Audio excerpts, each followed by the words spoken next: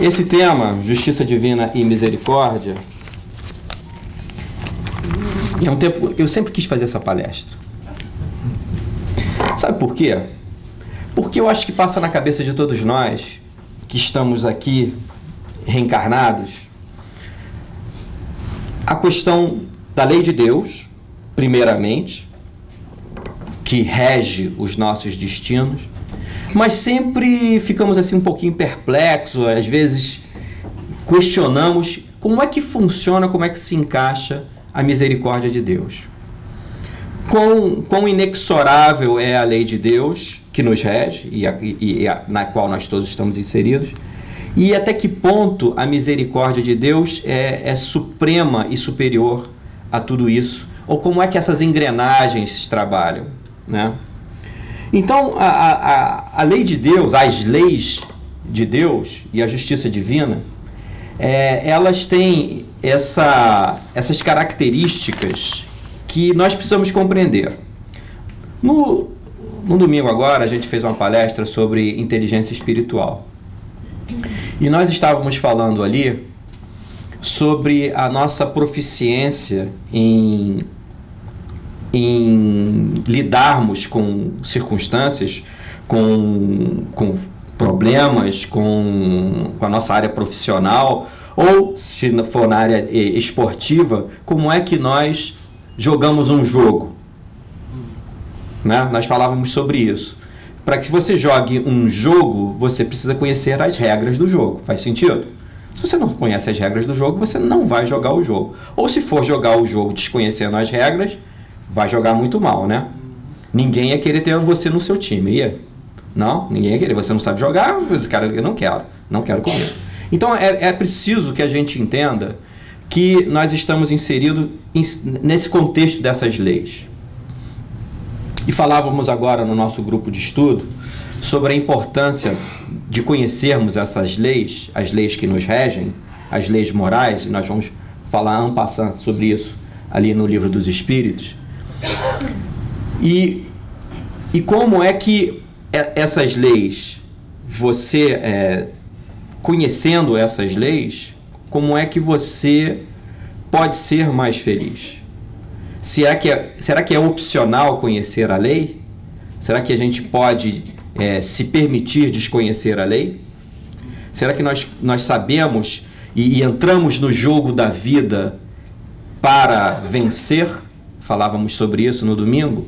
Será que nós temos, então, essa energia e essa vontade de conhecer tudo aquilo que nos rege e, portanto, nos desincumbirmos das nossas tarefas com o máximo de excelência? Como é que nós estamos nessa partida, nesse contexto? Como são essas leis que nos regem? Qual a importância delas para nós? Então, características da lei de Deus e da justiça divina.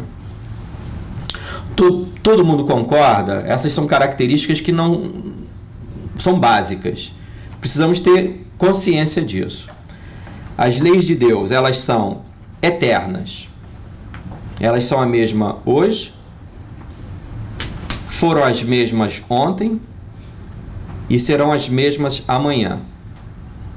Tá bom? Seria justo se as leis que nós estamos hoje fossem diferentes das leis que serão amanhã e das que foram ontem?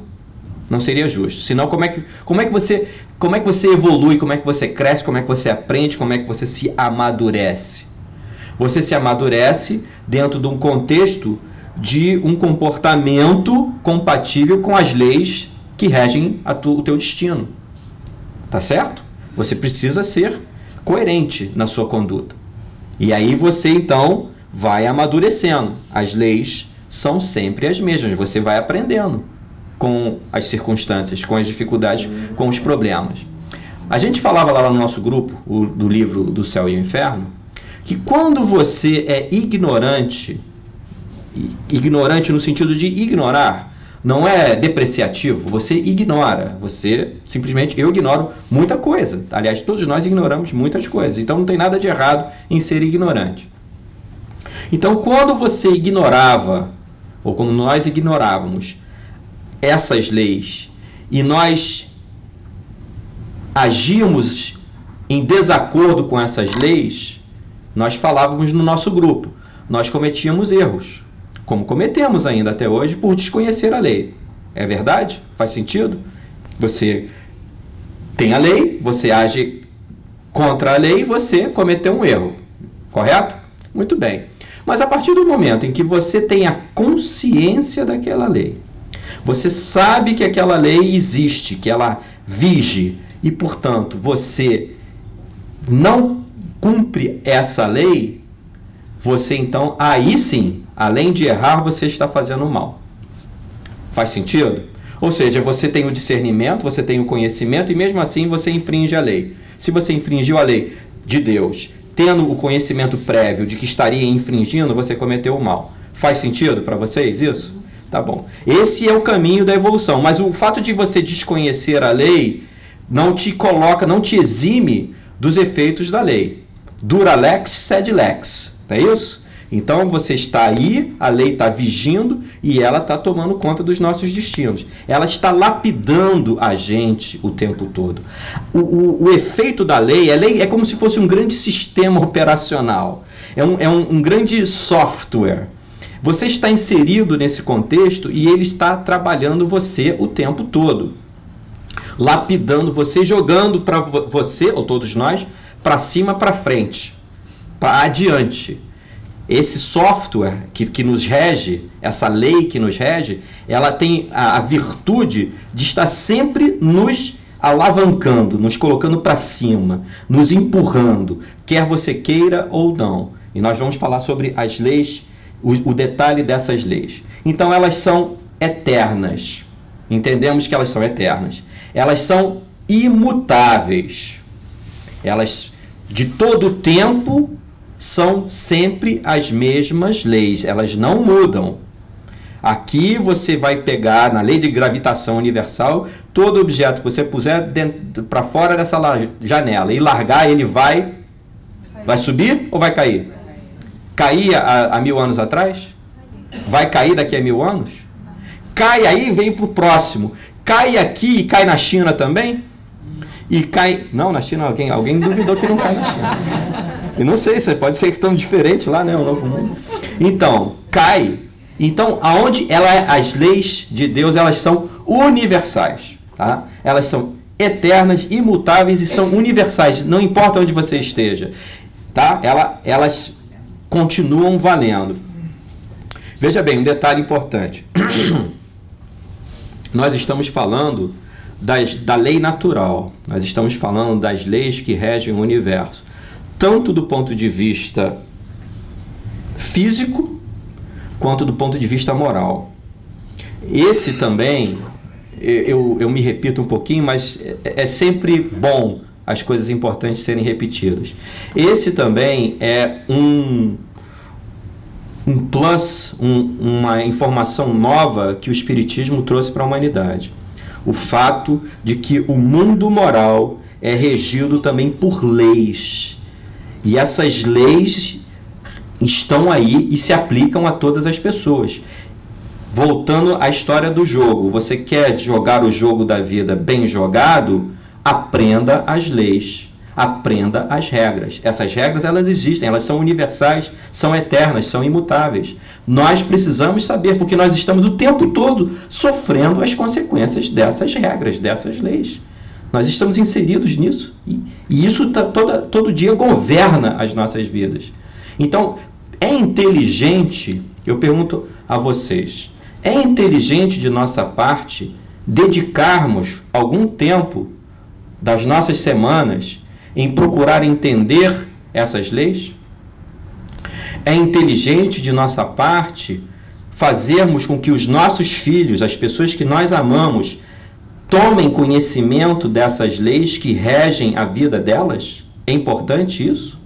É importante, portanto, trazer os nossos filhos para o trabalho de evangelização? Parece que sim. Parece sim, porque nós nos preocupamos que fazer com que os nossos filhos conheçam as leis do país em que eles estão vivendo, não é isso? E que tal do mundo em que nós estamos vivendo?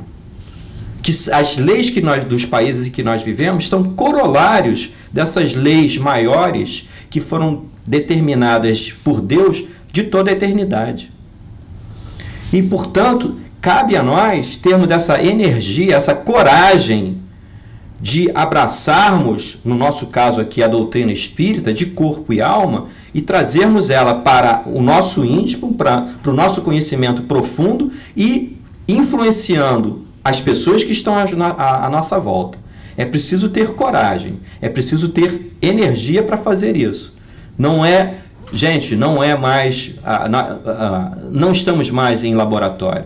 Agora, como os americanos dizem, when the rubber meets the road. Conhecem essa expressão? Quem é que não conhece essa expressão? É quando o pneu encontra o asfalto. Tá certo? É isso. Nós estamos o ensaio já passou. Não estamos mais em ensaio. Nós estamos the real thing. Nós estamos vivendo a coisa real, tá? E, portanto, temos que ser amadurecidos a nosso próprio benefício. A lei de Deus, que gera, é a base em cima da qual a justiça divina se aplica, as leis de Deus, elas são compreensíveis. Porque se não fossem compreensíveis, Deus não seria justo. Nós, e mormente depois do advento da doutrina espírita, nós conseguimos colocar a sonda da nossa inteligência em cima dessas leis e entendermos que Deus é justo. Quer dizer, essa racionalidade da criação, essa racionalidade de Deus e das suas leis, ela fica patenteada, ela fica poeticamente definida. Olha só o paradoxo aqui, o poético com a definição. Mas fica definido para nós, definitivamente, cada detalhe da lei. Nós compreendemos que aquela interpretação mística que nós costumávamos ter das leis de Deus, de aceitar, da fé cega, de aceitar porque isso já foi por água abaixo, não vale mais para essa humanidade. Dizer que porque não serve mais. Os nossos filhos, então, menos ainda. Vai dizer para o seu filho, meu filho, olha, é assim porque é assim. Ele não vai compreender. Ele vai achar que você é um ser de outro planeta. Né? Não vai dar certo. Então, é preciso que haja uma racionalidade. E as leis de Deus, então, são compreensíveis, e a doutrina espírita veio trazer, à luz da evolução da ciência e do cérebro humano, veio trazer essa racionalidade na explicação das leis de Deus. Elas são invioláveis.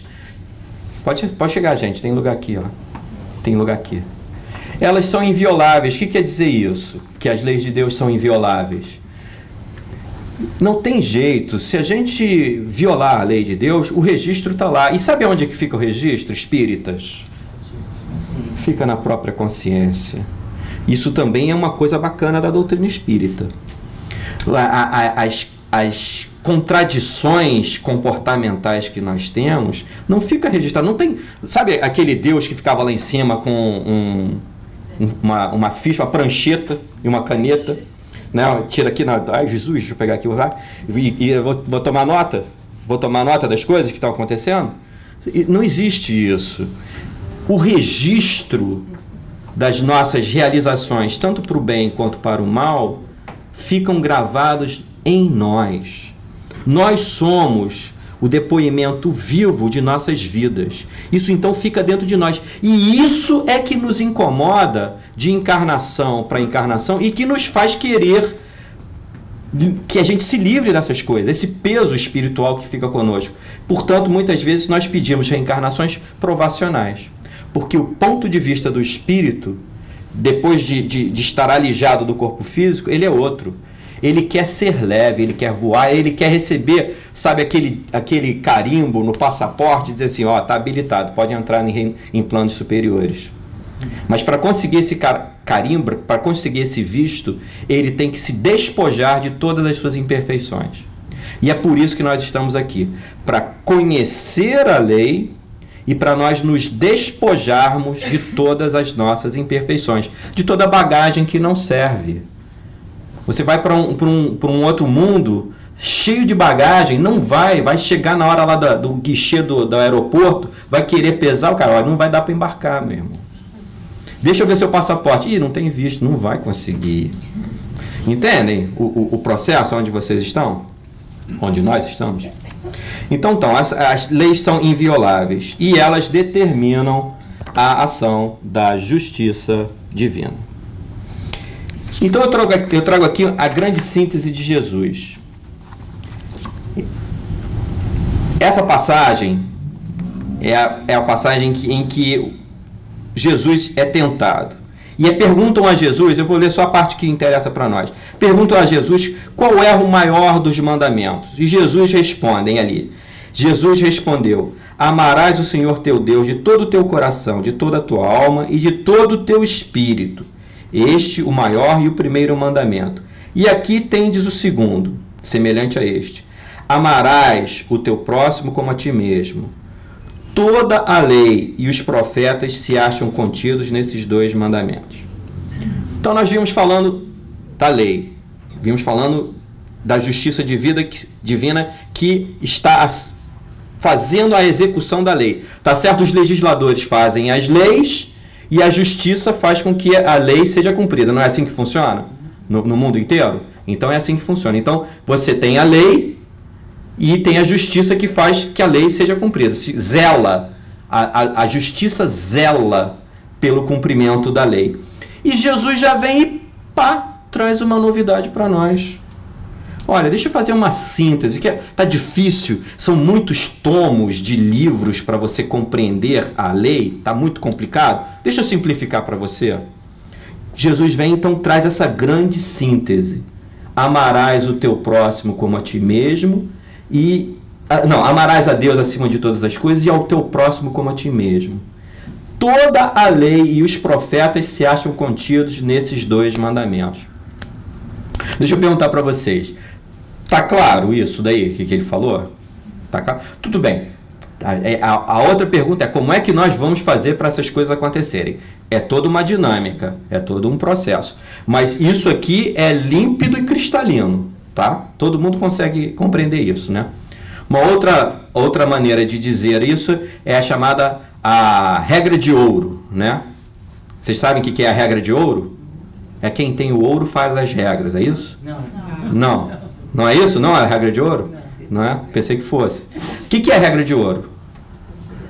É mais ou menos fazer ao próximo tudo aquilo que você gostaria que o próximo fizesse para você, tá certo? Vamos fazer ao próximo tudo aquilo que nós gostaríamos que o próximo fizesse conosco. E mais também, né? Não vamos fazer ao próximo nada que nós não gostaríamos que fizessem conosco. Tá certo? É um corolário, né? Um do outro.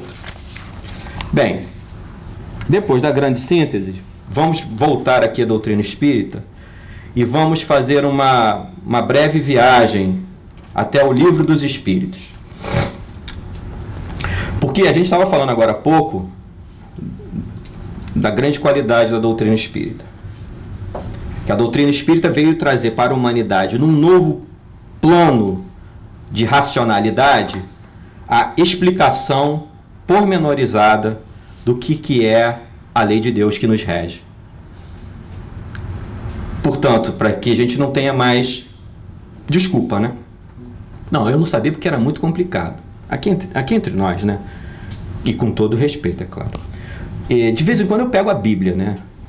Eu gosto de ir na informação in natura. Daí eu fui lá em algumas passagens. Eu confesso a vocês, é difícil. Tem umas passagens lá, eu fui ler as epístolas de Paulo. Por exemplo, a epístola de Paulo aos Romanos, e eu sou apaixonado por Paulo, né? Eu adoro Paulo. E vou dizer para vocês, eu fui... Sabe que você lê e opa, deixa eu ler de novo, e opa, deixa eu ler de novo, e fui e li várias vezes. Então não é uma coisa muito simples. Por exemplo, nas epístolas de Paulo aos Romanos e algumas outras também, né?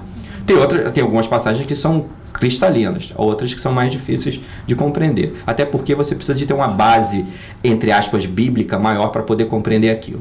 Mas, como eu sou espírita de carteirinha, então eu sempre continuo muito ligado à doutrina espírita e buscando sempre a minha orientação na doutrina. Mas, de vez em quando, eu visito lá o livro sagrado para dar uma auscultada nas coisas, como é que foram lá na origem, né, na matriz. E aqui nós temos, no Livro dos Espíritos, um capítulo chamado As Leis Morais. Alguém já chegou a folhear o Livro dos Espíritos? E alguém chegou a ver no Livro dos Espíritos as leis morais? Pode levantar a mão, por favor. Sim. Todo mundo. Brincadeira, né? Mas tem muita gente que já leu, né?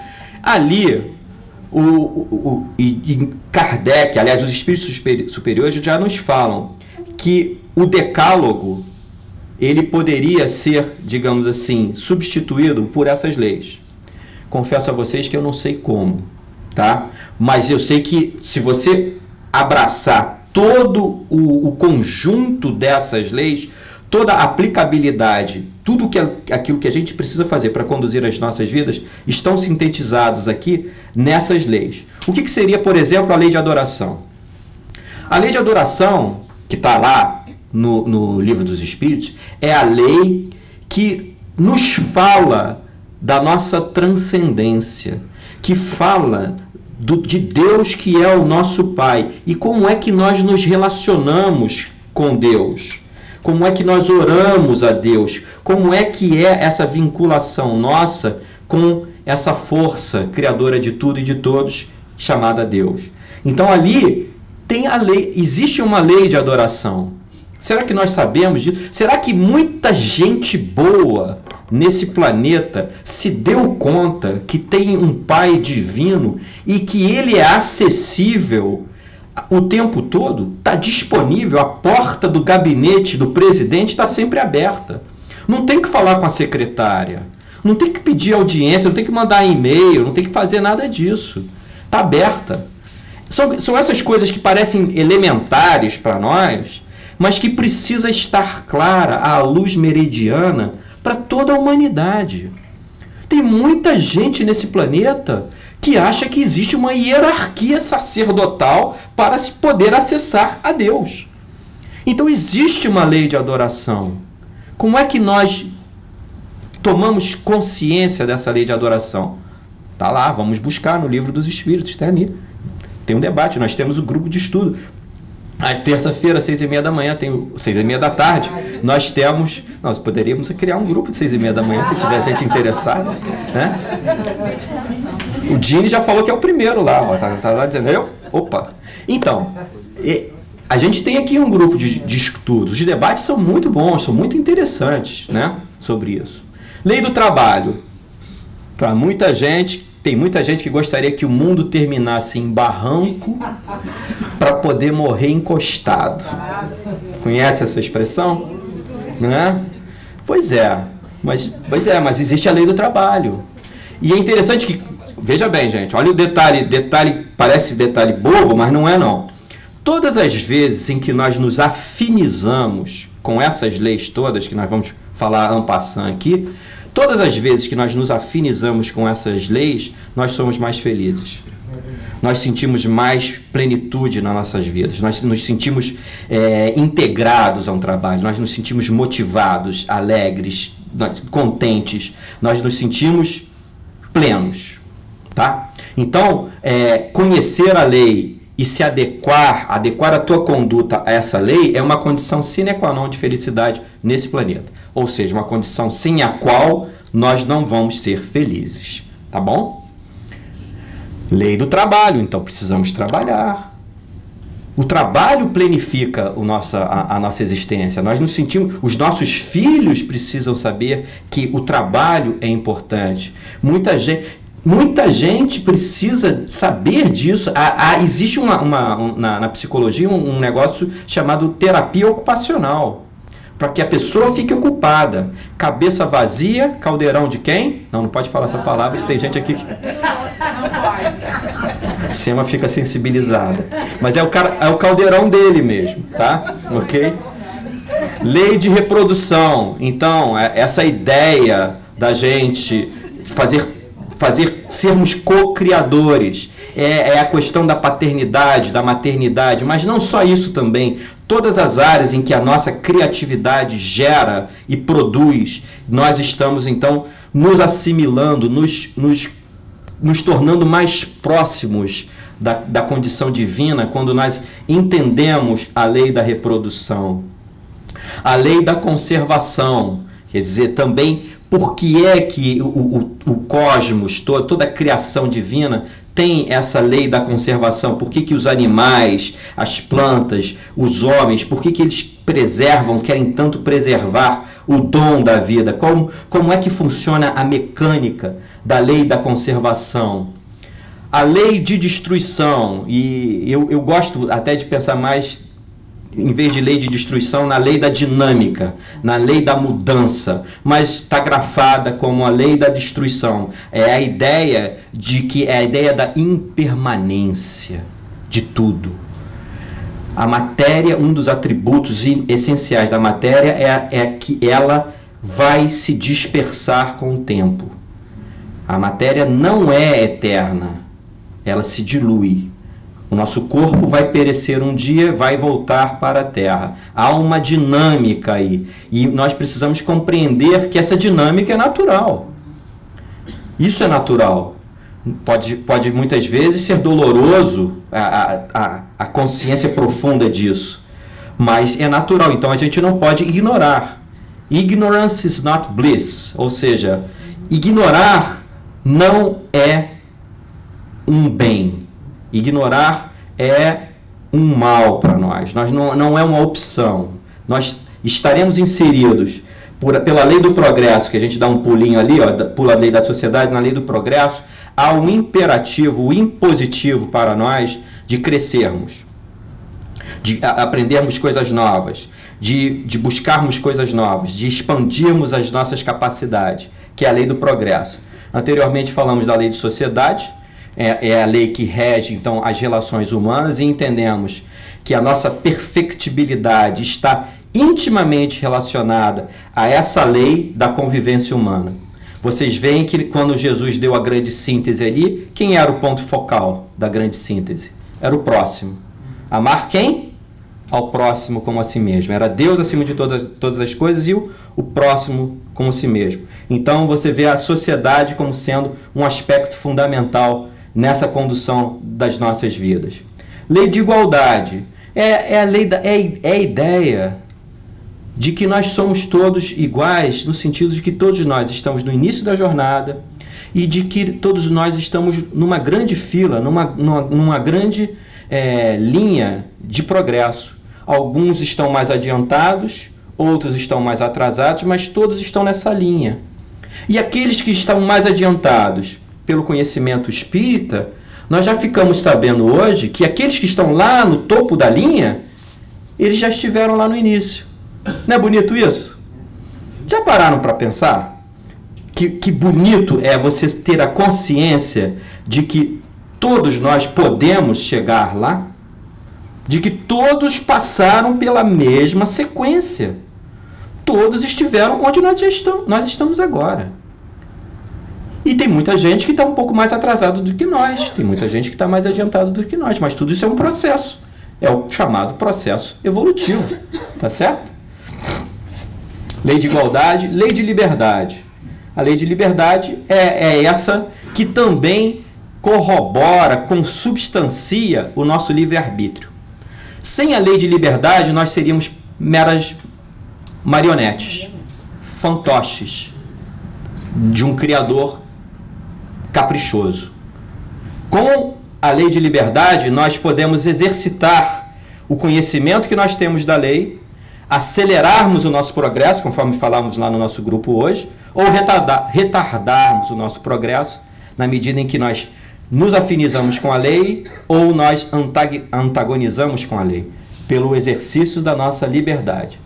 E, finalmente, a lei de justiça, de amor e de caridade, que é, digamos assim, quando nós vamos entrar particularmente no mundo da misericórdia, é quando nós transcendemos, é quando nós começamos a sair dessas reencarnações tão penosas, tão pesadas e aplicamos uma lei que começa a trabalhar o nosso espírito imortal para a nossa verdadeira felicidade. É a aplicação da lei de justiça e amor e caridade, e que nós vamos estar debatendo um pouquinho mais sobre isso agora.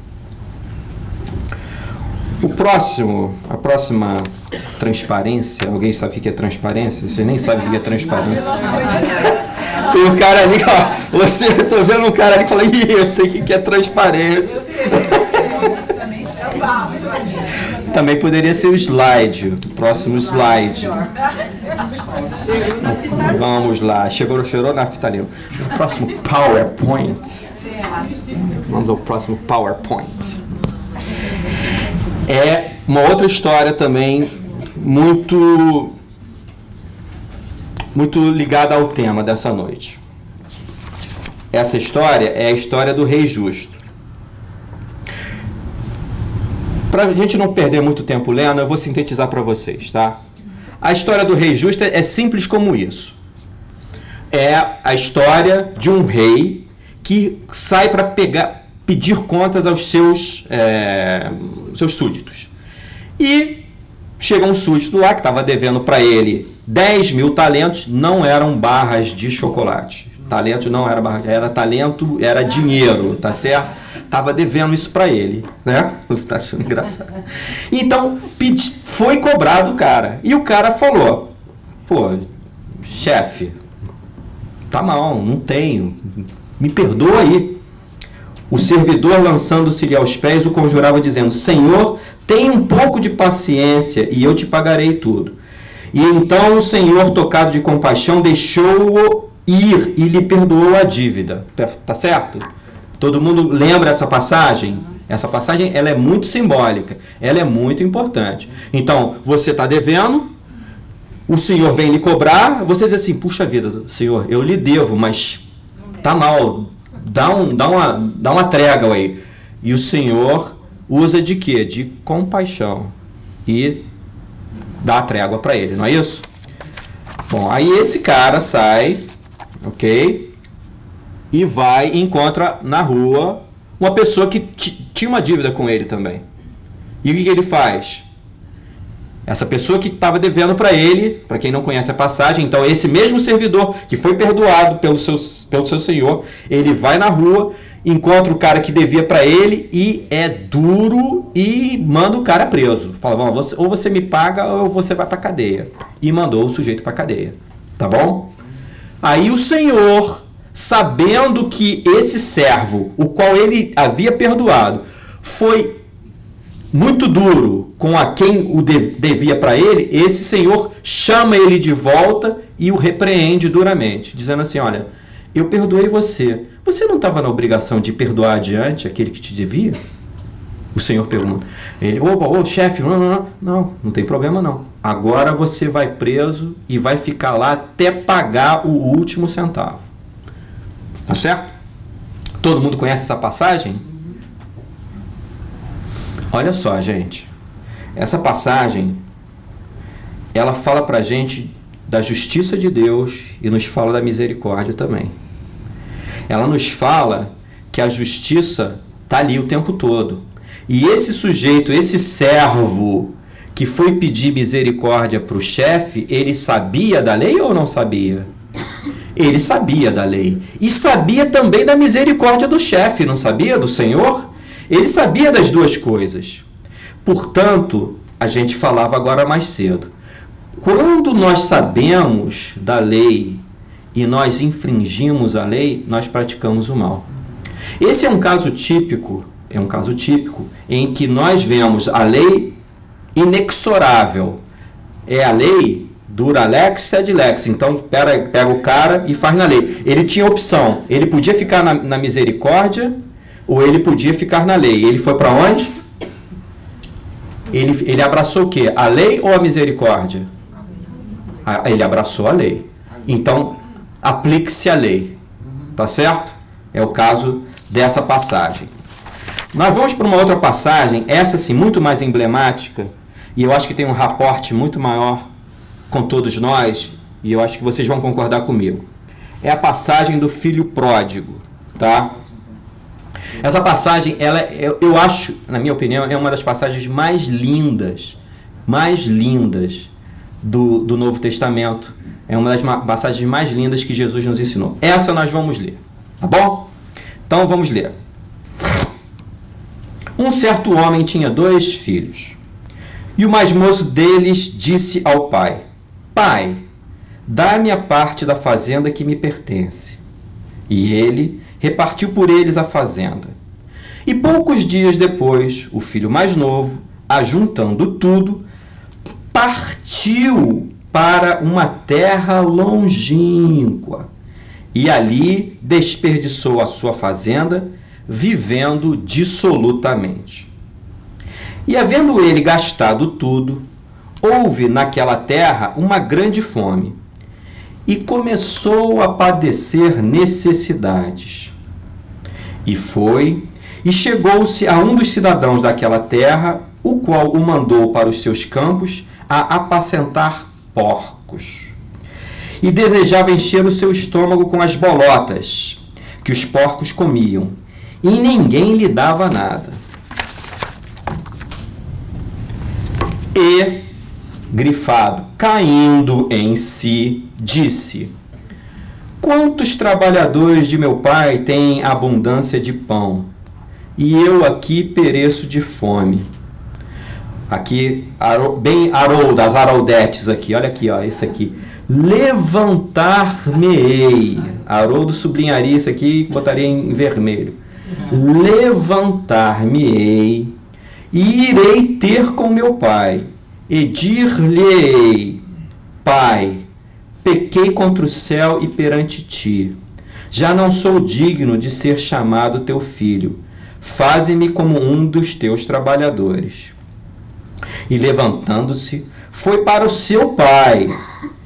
Quando ainda estava... Olha só que interessante. E, quando ainda estava longe, viu-o seu pai e se moveu de íntima compaixão.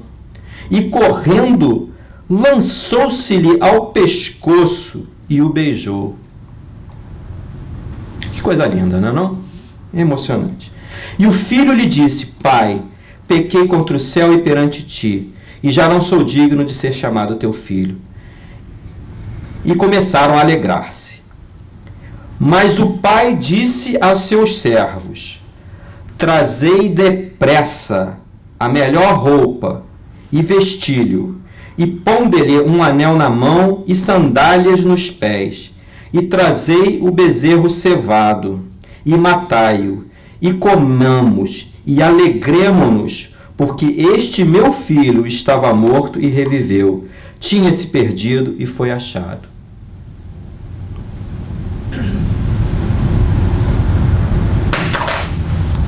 Eu vejo algumas lágrimazinhas.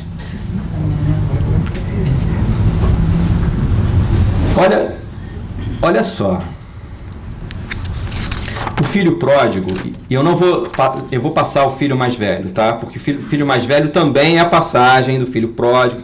Todo mundo gosta, aliás, os espíritas, nós espíritas adoramos falar do filho mais velho. Mas para essa noite nós não vamos falar do filho mais velho, ok? Eu vou falar de algumas coisas que são mais emocionantes para nós nessa noite. O filho mais novo, o que ele faz? Ele pede a antecipação da herança, não é isso? Pede. O pai dá? Dá. Por que o pai dá? Porque o pai é bom e porque o pai dá a liberdade para o filho. Não é isso? O que o filho faz em seguida? Ele afasta-se do pai. Não é isso?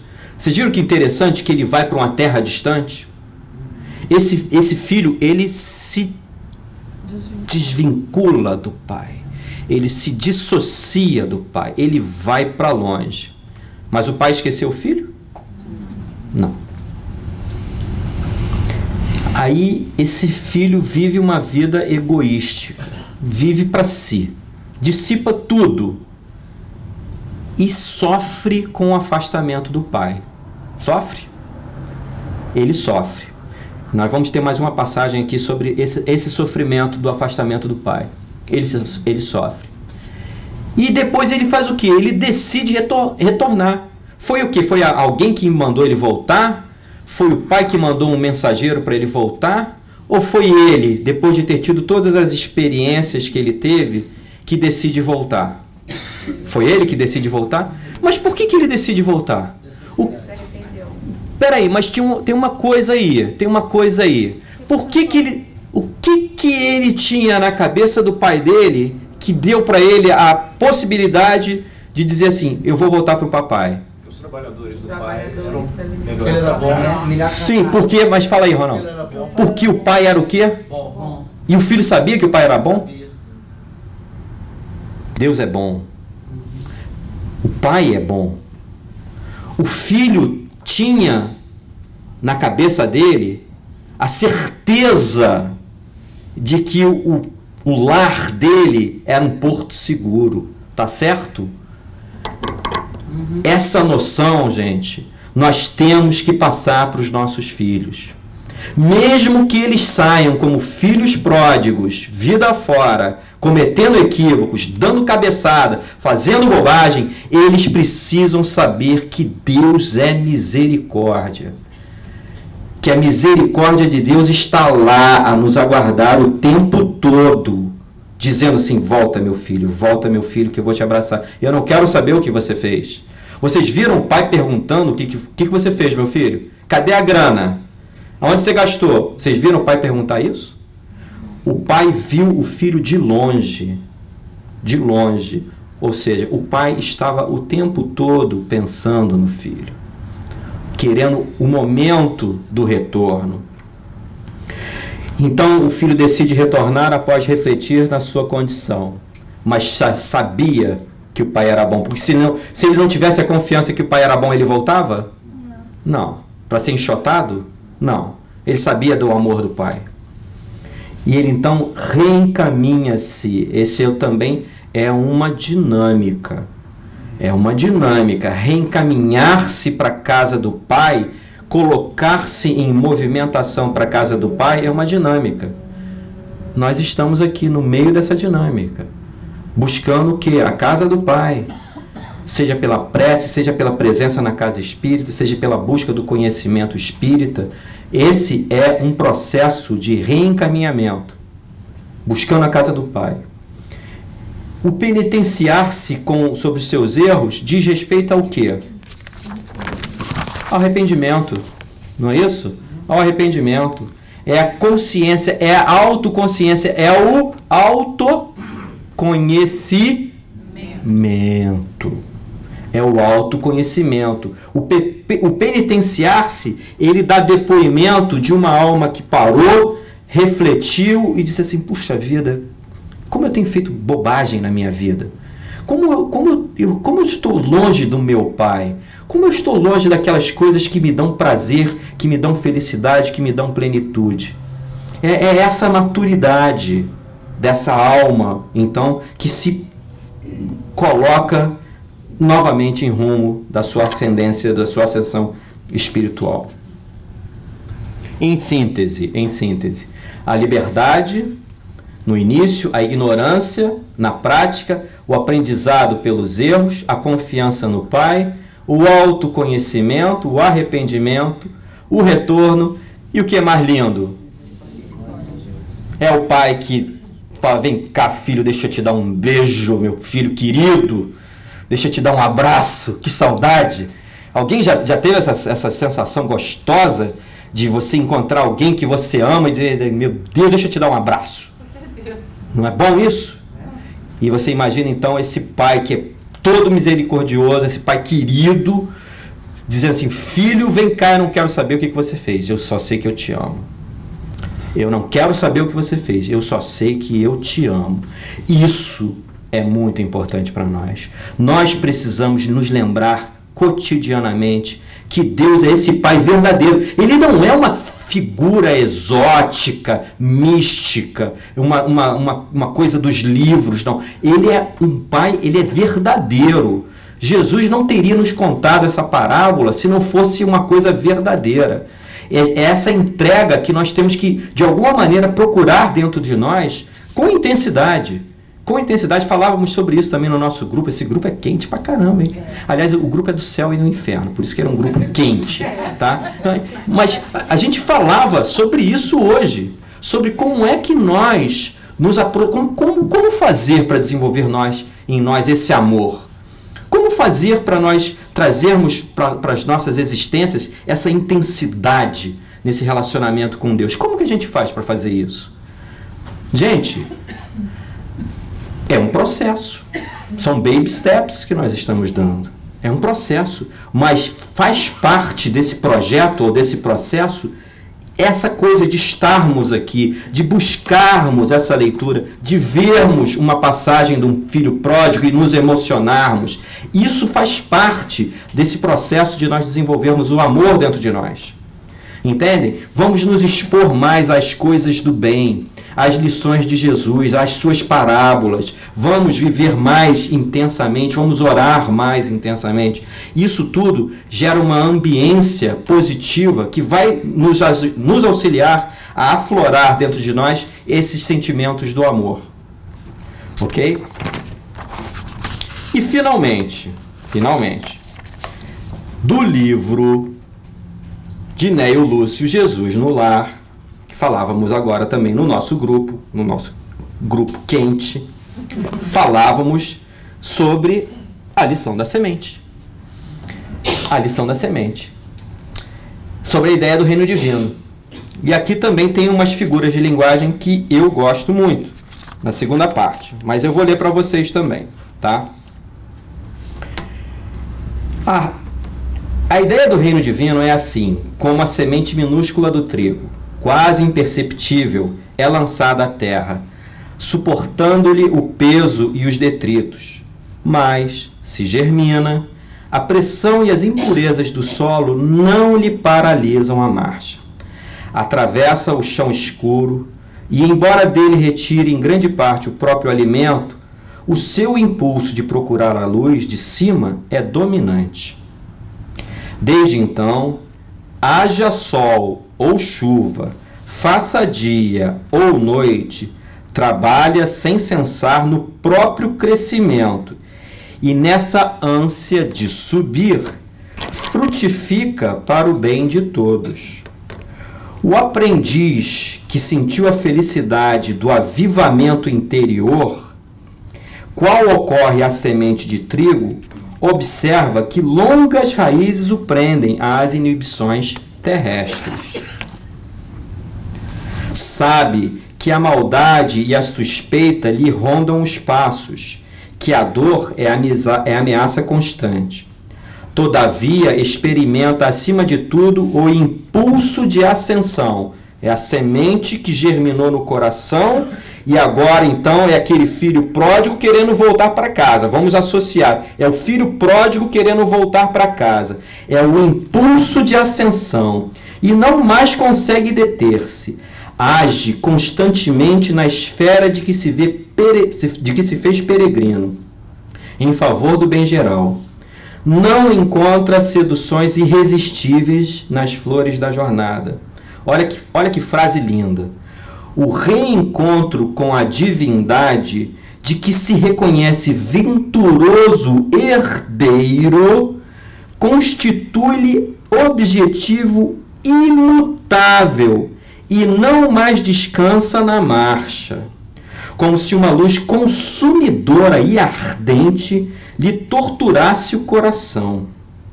Sem perceber, produz frutos de esperança, bondade, amor e salvação, porque jamais recua para contar os benefícios de que se fez instrumento fiel.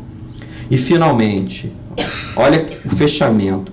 A visão do Pai é a preocupação obcecante que lhe vibra na alma de filho saudoso. É o filho com saudade do pai. Isso também é muito bonito, né?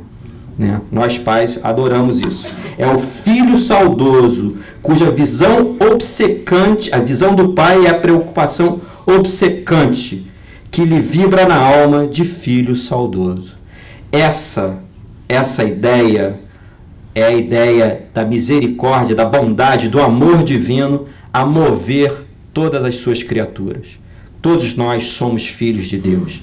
E a partir dessa premissa, dessa ideia do filho pródigo, nós estamos nessa caminhada. Nós estamos todos retornando para o nosso lar, que é junto de Deus, nosso Pai e Criador.